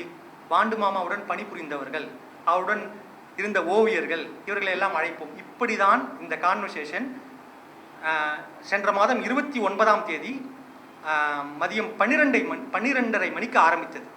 இந்த விவாதம், இந்த ஒரு கான்வர்சேஷன். சரி, ஓகே, ஒரு நிகழ்ச்சியை செய்வோம். வழக்கமாக நாங்கள் செய்யும் நிகழ்வு என்றால் 3 மணி நேரம் இருக்கும், 2 மணி நேரம் இருக்கும். அப்போதுதான் என்னுடைய பதிப்பாளர் ஜீவகரிகாலன் அவர்கள், இல்லை, நாம் சற்று வித்தியாசமாக செய்வோம், அவரது 100ஆண்டு என்ன செய்யலாம் என்று கேட்கிறார். சரி, ஒரு நாள் முழுவதுக்கான ஒரு விவாதத்தை, ஒரு ஒரு ஒரு விழாவை ஒழுங்கு செய்வோமா என்று கேட்கிறேன். செய்யலாம், ஆனால் யார் இருக்கிறார்கள் அவரை பற்றி பேசுவது? எனக்கு அப்போதுதான் ஒரு விஷயம் தோன்றியது. அது எப்படி வாண்டு மாமாவை படிக்காத ஒரு படைப்பாளி, ஒரு இயக்குனர், ஒரு பத்திரிகையாளர் இருந்துவிட முடியும்? 40 வயதை கடந்த ஒவ்வொரு பத்திரிகையாளரும், ஒவ்வொரு இயக்குனரும், ஒவ்வொரு எழுத்தாளரும் வாழ்நாளில் சர்வ நிச்சயமாக வாண்டு மாமாவை கடந்துதான் வந்திருப்பார்கள். அந்த நிலையில் இளைப்பாறி இருப்பார்கள். ஆக யார் யாரெல்லாம் சென்னையில் அன்று இருக்கிறார்களோ அவர்களை அழைப்போம். 140 நண்பர்களிடம் பேசி, 146 நண்பர்களிடம் பேசி, அதில் நிறைய பேர் ஏற்கனவே இந்த தமிழ் புத்தாண்டு, இந்த லாங் வீக்கெண்ட், சனி ஞாயிறு திங்கள், இந்த விடுமுறை நாட்கள் என்பதால் ஏற்கனவே ஃபேமிலியுடன், குடும்பத்துடன் வேறு ஊர்களுக்கு செல்வது, மற்ற ஊர்களுக்கு செல்வது என்று ஏற்கனவே பல பயண திட்டங்களை மேற்கொண்டு இருப்பதால், உதாரணமாக வள்ளியப்பன், இந்த முழு திட்டத்திற்கும் ஆரம்ப விதையை வைத்தது அவர்தான். நாம் என்ன செய்ய போகிறோம் வாண்டு மாமா 100ஆண்டு விழாவிற்கு என்று அவரே சென்ற மாதமே அவர் ஊருக்கு டிக்கெட் புக் செய்து விட்டார். ஆக இந்த 146 பேரில் செக்லிஸ்ட் ஒன்று தயார் செய்து கொண்டோம். யார் யாரெல்லாம் ஓவியர்கள், யார் யாரெல்லாம் அவருடன் பணிபுரிந்தவர்கள், யார் யாரெல்லாம் அவருடன் எடிட்டர்களாக, பத்திரிகையாளர்களாக, அந்த பத்திரிகை நிறுவன ஓனர்களாக யார் யாரெல்லாம் இருக்கிறார்கள், ஒவ்வொருவராக லிஸ்ட் 146 பெயர்கள். எனக்கு தெரிந்தது அவ்வளவுதான். இதில் வெளியூரில் இருக்கும் எனக்கு என்னுடைய வட்டத்தில் இல்லாத நண்பர்கள் என்னை மன்னித்து விடுங்கள். ஏனென்றால் இந்த நிகழ்வு ஒரு சிறிய குறுகிய காலகட்டத்தில் எனக்கு தெரிந்த வாண்டு மாமா, எனக்கு பரிச்சயமான வாண்டு மாமாவை படித்தவர்கள் என்ற ஒரு வட்டத்திலிருந்து தான் உருவாக்கப்பட்டது. வாண்டு மாமாவைக்கு தெரிந்தவர்கள், படித்தவர்கள் இந்த 146 பேர் தானா என்று கேட்க வேண்டாம். இது என்னுடைய வட்டம். எனக்கு தெரிந்து 5,76,325 பேர்கள் தமிழ்நாட்டில் மட்டுமே இருப்பார்கள் வாண்டு மாமாவை படித்தவர்கள். என்னுடைய சர்க்கிள் சிறியது. அதனால் 146 பேர் என்ற முதற்கட்டமாக ஒரு லிஸ்ட்டை தயார் செய்து ஒவ்வொருவராக பேச ஆரம்பித்தோம். இந்த இடத்தில் என்னுடைய எடிட்டர் திரு வேதநாயகம் அவர்களை, திருவண்ணாமலையைச் சேர்ந்த வேதாநாயக், கவிஞர், எழுத்தாளர், அவரை நான் குறிப்பிட்டாக வேண்டும். அவர் என்னிடம் ஒரு ஒரு ஒரு ஐடியாவை மறுபடியும் சொல்கிறார். வாண்டு மாமாவிற்கு ஒரு புத்தகம் கொண்டு வருவோமா என்று. அவருக்கு இது போன்ற விஷயங்களில் மிகப்பெரிய ஈடுபாடு உண்டு. அவரிடம் நீங்கள் 1,00,000 ரூபாய் இந்த டேபிளில் வைத்துவிட்டு இந்த பக்கத்தில் வாண்டு மாமாவிற்காக ஒரு ப்ராஜெக்ட் என்று வைத்தால், அது என்னங்க 1,00,000 தூக்கி போடுங்க என்று சொல்லிவிட்டு அந்த வாண்டு மாமாவிற்கான ப்ராஜெக்டை தேர்ந்தெடுப்பவர் வேதநாயகம். அவருக்கு இந்த இடத்தில் நான் ஒரு கைத்தட்டலை கொடுக்கிறேன். இந்த புத்தகம் எழுதுவது என்று முடிவானவுடன் மறுநாள் எனக்கு 101.5 டிகிரி காய்ச்சல். என்னுடைய அலுவலகத்திற்கு லீவ்ஸ் போட்டுவிட்டு ஹாஸ்பிட்டலுக்கு சென்று விட்டேன். எனக்கு ஃபோன் செய்து திட்டியவர் அவர். காய்ச்சல் வரும் போகும், நூற்றாண்டு விழா வராது. காய்ச்சல் வரும் போகும், நூற்றாண்டு விழா ஒரு முறைதான் வரும். அனைவரையும் ஒரு முறைதான் நாம் ஆர்கனைஸ் செய்ய முடியும். ஒழுங்கு மரியாதையாக வாருங்கள் என்று அன்பான ஒரு கொலை மிரட்டலை விடுத்து என்னை வர வைத்து, நீங்கள் நம்ப மாட்டீர்கள், 2 நாட்களில் இந்த 140 பக்க புத்தகத்தை தயார் செய்தோம். அடுத்த என்னுடைய வேலையும் எடிட்டர் வேதநாயகம் அவர்களின் வேலையும் அங்கேயே முடிந்துவிட்டது. ஆனால் இதற்கு பிறகுதான் ஒரு மிகப்பெரிய பணி காத்திருந்தது. இந்த 140 பக்க புத்தகத்தை, இதில் ஒரு 123 அட்டைப்படங்கள் இருக்கிறதா, 100க்கும் மேற்பட்ட அட்டைப்படங்களை வைத்திருக்கிறோம். சில கட்டுரைகளில் முக்கியமான காட்சிகளை அங்கு படமாக வைத்திருக்கிறோம். ஆக இந்த 100க்கும் மேற்பட்ட படங்களை, அட்டைப்படங்களை, கதையின் முக்கியமான காட்சிகளை லே அவுட் செய்து அதில் வைத்தாக வேண்டும். ஏற்கனவே நான் சொல்லியிருக்கிறேன், என்னை விட மிக மோசமான ஒரு சோம்பேறியிலே 2-3 வகை உண்டு. அதில் வாழைப்பழ சோம்பேறி ஒன்று இருக்கிறது. கேள்விப்பட்டிருப்பீர்கள் என்று நினைக்கிறேன். நான் அந்த வாழைப்பழ சோம்பேறியின் தலைவன். ஆக அவர் என்னை பின்புறம் இருந்து இயக்கிக் கொண்டு இந்த புத்தகத்தை கட்டுரையாக எழுத்து வடிவில் எழுதி கொடுத்து விடுகிறேன். இதற்கான அட்டைப்படங்களை எல்லாம் ஸ்கேன் செய்து என்னிடம் இருக்கும் கதைகளில் இருந்து எடுத்து கொடுத்து விடுகிறேன். இப்போதுதான் இந்த விழாவின் நாயகனான கோபு அவர்கள் காட்சிக்கு வருகிறார். சில படங்களில் இன்டர்வெல்லுக்கு பிறகுதான் ஹீரோவே அறிமுகமாவார். மிகச்சரியாக இன்டர்வெல் காட்சியில் தான் ஹீரோ வருவார். அப்படி இந்த புத்தகத்தின் ஹீரோவான கோபு அவர்கள் இன்டர்வெல் வரும்போது ஐ ஆம் வெயிட்டிங் என்று ஒரு ஃபோன் காலுடன் எங்களிடம் வந்தார். 100க்கும் மேற்பட்ட படங்கள், ஓவியங்கள், ஒரு 10,000க்கும் மேற்பட்ட வார்த்தைகள், 7 கட்டுரைகள், 2 சிறப்பு கட்டுரைகள், ஒரு புத்தக லிஸ்ட், இவை எல்லாவற்றையும் அவரிடம் கொடுத்து விடுகிறோம். மற்ற லே அவுட் ஆர்டிஸ்ட்டுகள், மற்ற டிசைனர்கள் எல்லாம் என்ன செய்வார்கள் என்றால், ஓகே, இங்கே 2 படம், இங்கே 2 படம், இங்கே 2 படம், இப்படி தான் லே அவுட் செய்வார்கள். ஆனால் கோபு அப்படிப்பட்டவர் அல்ல. அவர் டிசைன் செய்யும் ஒவ்வொரு படத்தையும், கோபு ஒரு ஃபைன் ஆர்ட்ஸ் காலேஜ் ஓவியர், MFA, master of fine arts படித்தவர். அவர் மிக மிக மிக அசாத்திய திறமைசாலி. அவர் இந்த கட்டுரையை முழுவதுமாக படிக்கிறார். சிறிது நேரம் ஓய்வெடுக்கிறார். மறுபடியும் இந்த கட்டுரையை முழுவதுமாக படிக்கிறார். அன்று இரவு தூங்கி விடுகிறார். மறுநாள் காலையில் எழுந்து 3வது முறையாக இந்த கட்டுரைகள் அனைத்தையும் படிக்கிறார். படித்துவிட்டு ஒவ்வொரு படமாக எடுத்து, உங்கள் அனைவருக்கும் இந்த புத்தகத்தை புரட்டி பார்க்கும் வாய்ப்பு கிடைக்கும் போது தயவு செய்து பாருங்கள், அந்த கட்டுரைக்கான அந்த வாக்கியத்திற்கு பிறகு ஒரு படம் இருந்திருக்கும். அதை மிக மிக மிக அழகாக படித்த ரசனை கொண்ட ஒரு ஓவியரால் தான் லே அவுட்டே செய்ய முடியும். அப்படி லே அவுட் செய்த அசாத்திய திறமைசாலி கோபு அவர்களுக்கு என்னுடைய சிரம் தாழ்ந்த நன்றி. அப்படிதான் இந்த புத்தகம் உருவாக்கப்பட்டது. வழக்கம் போல கர்ணன் என்று ஒரு கேரக்டர் மகாபாரதத்தில் நீங்கள் கேள்விப்பட்டிருப்பீர்கள். சிவாஜி நடித்திருப்பார், உள்ளத்தில் நல்ல உள்ளம் உறங்காது என்பது என்று. நான் நமது சமகாலத்து கர்ணனாக, சமகாலத்து கொடையாளியாக, காந்திக்கு பிறகு மிகப்பெரிய தியாகியாக பார்ப்பது என்னுடைய பப்ளிஷரை ஜீவகரிகாலன் என்றும் என்னுடைய இந்த நண்பர். அவருக்கு மிக நன்றாக தெரியும் இந்த புத்தகம் எந்த அளவில் விற்பனையாகும் என்று. இந்த காலகட்டத்தில் சுவையாக எழுதப்படும் புனைவுகளோ இல்லை மிக முக்கியமான அரசியல் கட்டுரைகள் கொண்ட தொகுப்புகளோ விற்பனையாவது இல்லை. ஆனால் ஜீவகரிகாலன் என்ற யாவரும் பப்ளிகேஷன்ஸை சேர்ந்த பி ஃபார் புக்ஸ் நிறுவனத்தின் தலைவரான அவர் மிக மிக மிக மிக ரசனை கொண்ட ஒரு மனிதர். அவர் ஒரு கான்செப்ட் வைத்திருக்கிறார். வியாபாரத்திற்காக இந்த புத்தகங்கள், என்னுடைய தனிப்பட்ட ரசனைக்காக இந்த புத்தகங்கள்.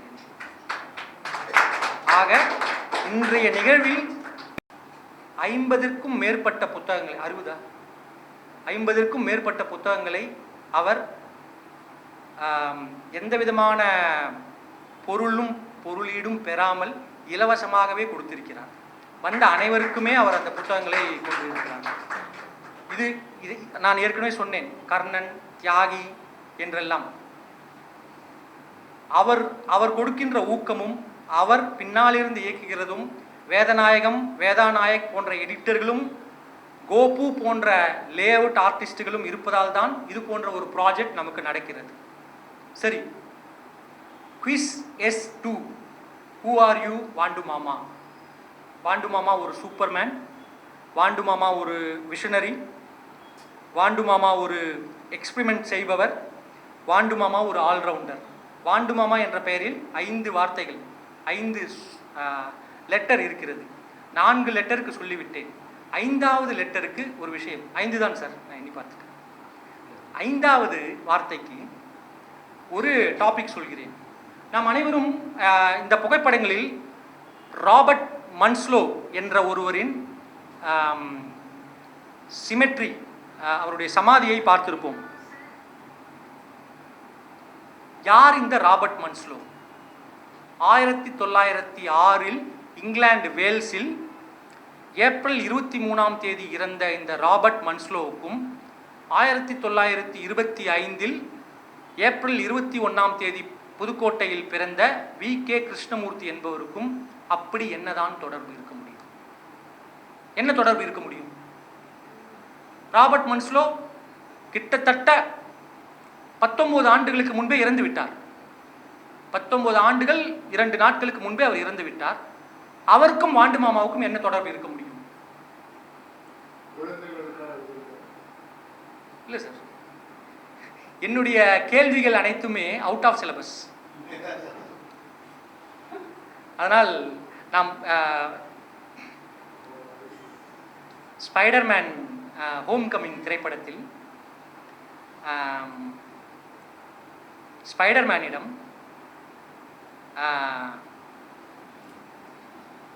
அயன்மேனை பற்றி அயன்மேனின் செக்ரட்டரியாக இருக்கும் நபர் ஒரு வசனத்தை சொல்வார்.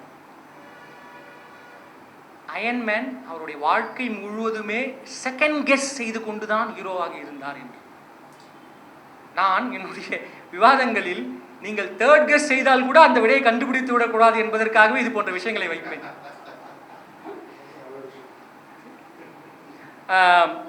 இதை சொல்வது கான்ட்ரவர்சியாக இருக்குமா என்று தெரியவில்லை, இருந்தாலும் சொல்லிவிடுகிறேன். 1500 இது போன்ற காலகட்டங்களில் எகிப்து நாடுகளில், கிரேக்க நாடுகளில் ஒரு பழக்க வழக்கம் இருந்தது. நம்முடைய சமூகத்தில் ஒருவர் இறந்து விடுகிறார் என்று வைத்துக் கொள்வோம்.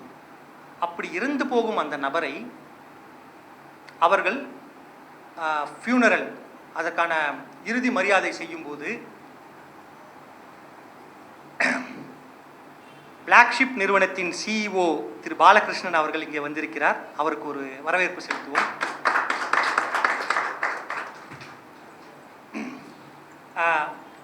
1500ஆம் ஆண்டுகளில் 15ஆம் நூற்றாண்டில் எகிப்து நாடுகளில், கிரேக்க நாடுகளில் ஒரு பழக்கம் இருந்தது.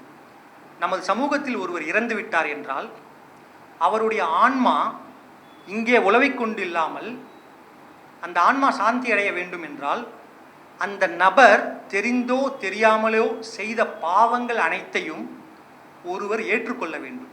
வாழ்ந்து கொண்டிருக்கும், உயிரோடு இருக்கும் ஒரு நபர் இறந்து போன ஒரு நபரின் பாவங்களை ஏற்றுக்கொண்டால்தான் அந்த இறந்து போன நபரின் ஆன்மா சாந்தி அடைந்து இருக்கும் என்பது ஒரு நம்பிக்கை. இதற்காக அவர்கள் என்ன செய்வார்கள்? ஒருவருடைய பாவங்களை நாம் எப்படி ஏற்றுக்கொள்ள முடியும்? இதற்காக அவர்கள் ஒரு ரிச்சுவலை உருவாக்கினார்கள். ஒரு பழக்கம் என்னவென்றால், இறந்தவரின் நெஞ்சில் பழங்களையும் உணவுப் பொருட்களையும் வைப்பார்கள். புதைப்பதோ எரிப்பதோ அது அவர்களுடைய எகிப்து நாடுகளில் புதைப்பார்கள். ஸோ ஒருவரை புதைப்பதற்கு முன்பாக அவருடைய இறந்தவரின் நெஞ்சில் பழங்களையும் உணவுப் பொருட்களையும் வைத்து விடுவார்கள். அந்த சமூகத்தில் இருக்கும் ஒருவரை அழைத்து அந்த நெஞ்சின் மீது இருக்கும் உணவுப் பொருட்களையும் பழங்களையும் நீங்கள் சாப்பிட்டு அவருடைய பாவங்களை ஏற்றுக்கொள்ளுங்கள் என்று சொல்வார்கள். நம்ம யாராவது முன் வருவோமா? ஒரு நபரின் பாவத்தை ஏற்றுக்கொள்வதற்கு நம்மால் முடியுமா? நம்முடைய சந்ததியினர், நம்முடைய குடும்பத்தினர் செய்யும் பாவங்களையே நம்மால் மன்னிக்க முடியவில்லை. மன்னிப்பது என்பது பெரிய விஷயம். ஒருவர் செய்த பாவங்களை ஏற்றுக்கொள்வது என்பது அன்இமேஜினபிள். உங்களால் கற்பனையில் கூட யோசித்து பார்க்க இயலாத ஒரு விஷயம். இந்த பாரம்பரியம் எகிப்து நாடுகளிலிருந்து கிரேக்க நாட்டிற்கு செல்கிறது, அங்கிருந்து இங்கிலாந்திற்கு வருகிறது. இப்படிப்பட்ட அடுத்தவரின் பாவங்களை, அந்த சமூகத்தின் பாவங்களை, ஒரு நகரத்தின் ஒரு கிராமத்தின் பாவங்களை எல்லாம் ஏற்றுக்கொண்டு வாழும் ஒரு மனிதரை சின் ஈட்டர், SIN, சின், பாவங்களை உண்பவர் என்று அழைக்கிறார்கள். வரலாற்றில் நீங்கள் தேடி பார்த்தால் நேஷனல் ஜியோகிராஃபிக் சேனலில் மார்கன் ஃப்ரீமேன் அவர்கள் வைத்து ஒரு மிகப்பெரிய வீடியோவே இருக்கிறது, சின் ஈட்டர் என்ற பெயரில். யூடியூபில் வீடியோவும் இருக்கிறது, சென்று பாருங்கள். கடைசியாக அறியப்பட்ட அந்த பாவங்களை ஏற்றுக்கொள்ளும் அந்த உயர்ந்த உள்ளம் ராபர்ட் மன்ஸ்லோ என்று 1906ஆம் ஆண்டு ஏப்ரல் 21ஆம் தேதி இங்கிலாந்து வேல்ஸில் இருக்கும் ராத்லிங் கேட் என்ற ஒரு சிற்றூரில் அவர் இறந்தார். அவருடைய சமாதி இன்னமும் இருக்கிறது. சினிமாவில் வருவது போல இந்த இடத்தில் ஒரு ஜம்ப் கட் செய்துவிட்டு நம்முடைய உரையின் முதல் கேள்விக்கு வருவோம். Quiz S2. Who are you Vaandu மாமா? நான் இங்கு சொல்கிறேன், வாண்டு மாமா ஒரு சூப்பர்மேன் சொல்லிவிட்டேன். வாண்டு மாமா ஒரு விஷனரி சொல்லிவிட்டேன். வாண்டு மாமா ஒரு எக்ஸ்பிரிமெண்டல் செய்வதில் முதன்மையானவர் சொல்லிவிட்டேன். வாண்டு மாமா நமக்கெல்லாம் ஒரு முன்னோடி, ஒரு ஆல்ரவுண்டர், A to Z என்று சொல்லிவிட்டேன். கடைசியாக நான் சொல்வது, வாண்டு மாமா ஒரு சின் ஈட்டர். 1950களில் யாருமே சிறுவர்களுக்கு என்று இலக்கியம் படைக்க முன்வராத ஒரு காலகட்டத்தில் பொருளீட்டுவதற்காக கமர்ஷியல் எழுத்தாளராக செல்லும் வாய்ப்புகள் பல இருந்தும் அவர் இந்த சமூகத்தின் பாவங்கள் அனைத்தையும் நான் எடுத்துக்கொள்கிறேன் என்று முன்வந்து அவர், நான் ஏற்கனவே சொல்லியிருக்கிறேன், அவருடைய எதிர்நீச்சல் என்ற புத்தகத்தை படித்து பாருங்கள். ஒவ்வொரு பக்கத்திலும் கண்ணீர் சொட்டும், உங்களுக்கு இரத்த கண்ணீர் சொட்டும். அப்படிப்பட்ட சிரமங்களுக்கு இடையேயும் 65 ஆண்டுகள் தொடர்ச்சியாக இந்த சமூகத்தின் பாவங்களை உள்வாங்கிக் கொண்டு அடுத்த தலைமுறைக்கும் இளம் சிறுவர்களுக்கும் தொடர்ச்சியாக 193 புத்தகங்கள், 1000க்கும் மேற்பட்ட கட்டுரைகள், 200க்கும் மேற்பட்ட டிரான்ஸ்லேஷன் புத்தகங்கள் என்று 1000க்கும் மேற்பட்ட காமிக்ஸ் டிரான்ஸ்லேஷன் புத்தகங்கள் என்று செயல்பட்ட இந்த வாண்டு மாமா ஒரு சின் ஈட்டர். நமது சமூகத்தின் அனைத்து பாவங்களையும் ஏற்றுக்கொண்டு அவர் எனக்கு ஒரு இயேசு கிறிஸ்துவாக தெரிகிறார். அவர் எனக்கு ஒரு புத்தராக தெரிகிறார். இப்படி சொல்வதற்காக நான் மிகைப்படுத்தி பேசுகிறேன் என்று தயவு செய்து எண்ணி விடாதீர்கள். ஏனென்றால் அவர் இந்த சமூகத்திற்கு அளித்த கொடை நம்மால் எண்ணி பார்க்க இயலாத ஒரு கொடை. அடுத்த 50 ஆண்டுகள் புத்தகங்கள் என்ற ஒரு விஷயம் இருக்கும் வரையில் இன்று காலையிலிருந்து 30க்கும் மேற்பட்ட ஆளுமைகள் வந்து அவருடைய ஒவ்வொரு தனித்திறமை பற்றியும் பேசிக் கொண்டிருந்தார்கள். ஓவியர்கள், பத்திரிகை எடிட்டர்கள், பதிப்பகத்தார், பத்திரிகை நிறுவன அதிபர்கள், எழுத்தாளர்கள், ஜேர்னலிஸ்டுகள், திரைப்பட இயக்குநர்கள் என்று ஒவ்வொருவரும் அவருடைய தனித்திறமை பற்றி பேசிக் கொண்டிருந்தார்கள். புத்தகங்கள் என்ற ஒரு விஷயம் இருக்கும் வரை அடுத்த 50 ஆண்டுகளுக்கும் வாண்டு மாமாவின் புகழ் நிற்கும். ஆக முதலில் கேட்ட ஒரே கேள்வி மறுபடியும் கேட்கிறேன். Quiz S2, who are you Vaandu மாமா?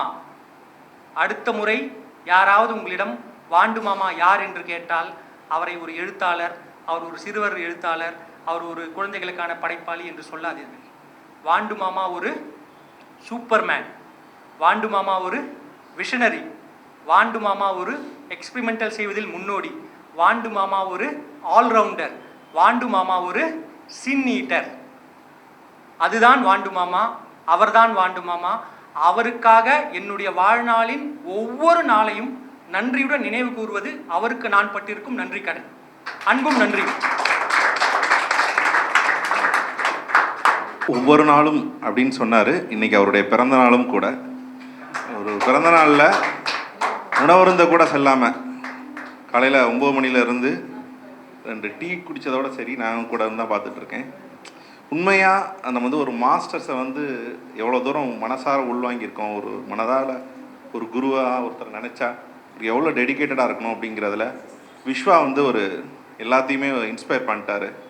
உண்மைக்கே அந்த விதத்தில் பார்க்கும்போது ஸோ உங்களை போன்ற ஆட்கள் இருக்கிற வரையும் ஏதோ ஒரு வகையில் நம்ம அந்த செயின் அறுவிடாமல் பார்த்துக்கலாம். முக்கியமாக நண்பர் வேடிப்பன் அந்த அரங்க காலையிலேருந்து தெரியும் இன்றைக்கி எல்லாருமே ஒரு சேலஞ்சிங்கான என்வரான்மெண்ட்டில் இருக்கும். ஒரு ஏசி ஹாலை முழுமையாக கொடுத்து சௌகரியம் பண்ணி கொடுத்து லஞ்ச் கூட ப்ரொவைட் பண்ணி இது பண்ணியிருக்காரு. ஸோ இப்படி ஒரு கூட்டு முயற்சி இருக்கிற வரையும் அந்த வாண்டு மாமாவுடைய தொடர்ச்சி அவருடைய ஆசீர்வாதத்தோடு நம்ம இன்னும் தொடர்ந்துட்டு இருப்போம் அப்படின்னு நம்புகிறோம். நண்பர்களே, we are blessed to have வாண்டு மாமாவின் குடும்பத்தினர். நான் ஏற்கனவே சொல்லியிருக்கிறேன், வாண்டு மாமா உருவாக்கிய 2 கதாபாத்திரங்கள் மிக மிக முக்கியமானவை. ஒன்று பலே பாலு, இன்னொன்று சமத்து சாரு. பலே பாலு என்பது அவருடைய மகன் பாலசுப்ரமணியம். அவர் நம்முடைய இன்று இல்லை, ஆனால் அவருடைய மனைவி லலிதா மேடம் அவர்கள் இங்கே வந்திருக்கிறார்கள். ஸோ மிஸ்ஸஸ் பலே பாலு அவர்களையும் சமத்து சாரு சாவித்ரி மேடம் அவர்களுடைய மகள் மற்றும் ஜெயஸ்ரீ மேடம் அவர்கள் மும்பையிலிருந்து இதற்காக வந்திருக்கிறார்கள். இவர்கள் மூவரையுமே நன்றியுரை கொடுக்குமாறு மேடைக்கு அழைக்கிறேன். வாண்டு மாமாவோட 3வது பொண்ணு. ஃபஸ்ட்டு எங்கள் அண்ணா பலே பாலு, அதுக்கப்புறம் என் அக்கா திறந்தார் உஷா அண்ணன், she is no more passed away, and 3rd is me, and எனக்கு அப்புறம் சாவித்ரி, அவள் தான் சமத்து சாருன்னு அவள் பேரில் கதை எழுதியிருக்கார். அப்புறம் அடுத்தது ஒரு சிஸ்டர், அவள் ஈரோட்டில் இருக்கா, அவளால் வர முடியல, ஷி சம் ஹெல்த் இஷ்யூஸ் அதனால்.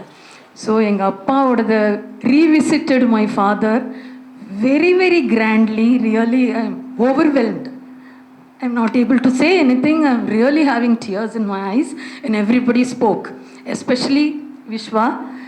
He is always refusing that don't say thanks, but this has to be told. Like ரொம்ப அழகாக இதெல்லாம் எடுத்து செஞ்சு எல்லாம் பண்ணியிருக்காரு. எங்களுக்கே தெரியாது இவ்வளோ தூரம் எங்கள் அப்பாவோட பற்றி இவ்வளோ பேர் எல்லாம் பேசுகிற எல்லாம் பண்ணியிருக்கான்னு. 23 வருஷம் தான் வெயிட்டோடு இருந்தோம் அப்பாவோட. அதுக்கப்புறம் 40 வருஷம் வெளியில் இருக்கோம் நாங்கள். ஸோ இவ்வளோ ஃபாலோவர்ஸு, இவ்வளோ ஆதரவு எல்லாம் கொடுத்து சப்போர்ட் பண்ணி எங்கள் அப்பாவோட 100th பர்த்டே செலிப்ரேட் பண்ணியிருந்தேன். 21st of April அப்பாவோட birthday. He will turn, he definitely. அவர் இருந்தால் இல்லாட்டாலும் இல்லை, ப்ரெசன்ட்லேயும் இப்போ வாழ்ந்துட்டுருக்கார் இவாளால். ஸோ ரொம்ப ரொம்ப சந்தோஷம். நான் பாம்பேலேருந்து வந்ததுக்கு நான் ரொம்ப பெருமைப்படுறேன். ரொம்ப ரொம்ப நன்றி. எனக்கு இது மேலே இட்ஸ் ஸோ ஓவர்வெல்மிங். ரொம்ப எங்கள் அப்பாவோட டேலண்ட் எங்களுக்கெலாம் ஜாஸ்தி இல்லை. மேபி எனக்கு கொஞ்சம் வந்திருக்கு அவரோட க்ரியேட்டிவிட்டி எல்லாம். நான் ஸ்கூலில் டீச்சராக இருந்தேன், ரிட்டையர் ஆகிருக்கேன், கிண்டர் கார்டன் குழந்தைகளுக்கு. ஸோ அவரோட மூலமாக நிறைய எனக்கு க்ரியேட்டிவிட்டி, அவரோட ஃபாஸ்ட்டாக பண்ணுற அது டேலண்ட், இது எங்கள் அப்பா மாதிரி ஒரு டெடிக்கேஷன் நாங்கள் சின்ன வயசில் பார்த்ததே கிடையாது. அதுலேருந்து நிறைய குவாலிட்டிஸ் எங்களுக்கு வந்திருக்கு. ஆனால் கதை எழுதுகிற குவாலிட்டி வரல. அவ்வளோதான் சொல்லலாம். மேபி எங்களோட நெக்ஸ்ட் ஜெனரேஷனுக்கு வரலாமோ என்னமோ, என்னோட பேர குழந்தைகளுக்கு அந்த மாதிரி. ஸோ எங்கள் அப்பா எழுதினது பலேபாலு அண்ட் அனுஷ்னு எழுதியிருந்தாலும் அது என்னோட பொண்ணு தான், அனுஷா. அனுஷா அனுஷா ஐயர். ஹரீஷ் இவளோட பொண்ணு பையன். ஆமாம், ஜூனியர் பலேபாலு. அனுஷ் வந்து என்னோட பொண்ணு. அது வச்சு எழுதினா. அவள் 2 பேரும் ஜஸ்ட் 2 years டிஃப்ரென்ஸ் இல்லையா, 2 பேரும் பிறந்தது.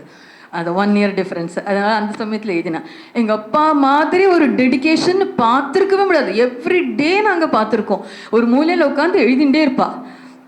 எங்கள் அப்பாவுக்கு கொஞ்சம் பேசுறது கன்ஸ்ட்ரைண்ட், கொஞ்சம் பேச்சில் கொஞ்சம் தடங்கள் வரும் அப்பவும். அதனால நிறைய பேரோட பேச மாட்டா. அவரே நிறைய வாச்சாலமாக இருந்து நன்னா பேசியிருந்து எல்லாம் பண்ணியிருந்தா எவ்வளவோ ஒரு பெரிய உயரத்துக்கு போயிருப்பார்.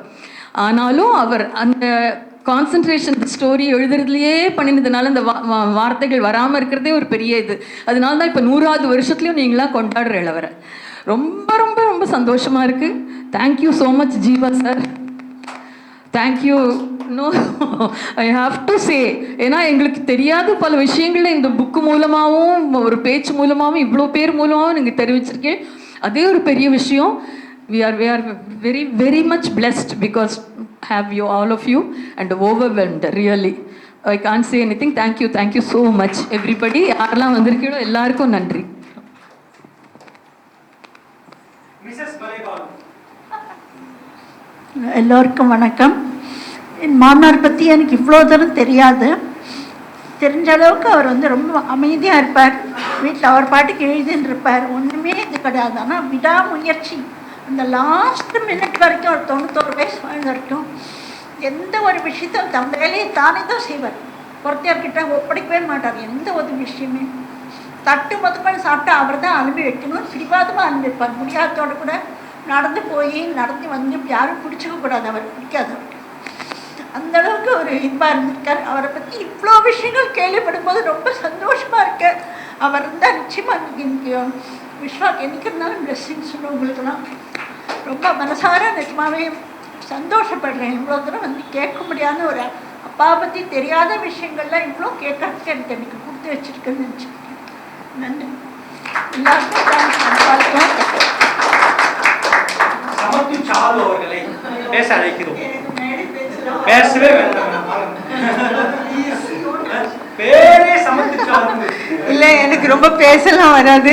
பட் உங்களோட முயற்சிக்கு மிக்க மிக்க நன்றி, அவ்வளோதான் சொல்லுவேன். வி ஆர் ரியலி, இல்லை நிஜமா எங்களுக்கு தெரியாத நிறைய விஷயங்கள் நீங்கள் அவரோட பற்றி தெரிஞ்சுட்டு இவ்வளோ பெருசாக நீங்கள் பண்ணினது, இந்த அவருக்கு ட்ரிபியூட் பண்ணது, we are very much thankful. Thank you so much. நன்றி.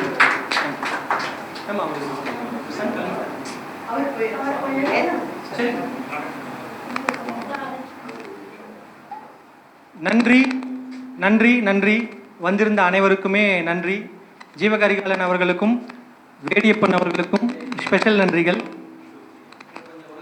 ஸ்ருதி டிவி கபிலன் மற்றும் ராஜேஷ் அவர்களுக்கும் சுரேஷ் அவர்களுக்கும் என்னுடைய மனமார்ந்த நன்றி.